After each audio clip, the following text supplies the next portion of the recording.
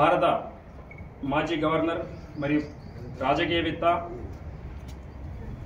కవి రచయిత్రి అయినటువంటి సరోజిని నాయుడు గారు ఫిబ్రవరి 13, 1879లో జన్మించినారు.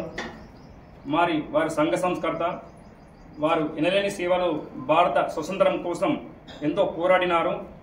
అప్పటి బ్రిటిష్ ప్రభుత్వం ఉన్నప్పుడు కూడా వారు ధైర్య సాహసాలతో మహిళలను ఈరోజు సంఘ బహిష్కరణ చేయడం కొందరికి అప్పట్లో జరిగింది. ఎన్నో పోరాటాలు చేసి ఎందరితోనూ దెబ్బలు తిని ఎన్నో కష్టాలు పడి ఆమె ధైర్యంగా నిలబడి జాతీయ స్థాయిలో గుర్తింపు పొందిన మహిళగా ప్రపంచ కీర్తి సంపాదించుకున్నది. ఆవిడ జన్మదినాన్ని పురస్కరించుకొని అప్పటి భారత ప్రభుత్వం జాతీయ మహిళా దినోత్సవంగా ప్రకటించింది.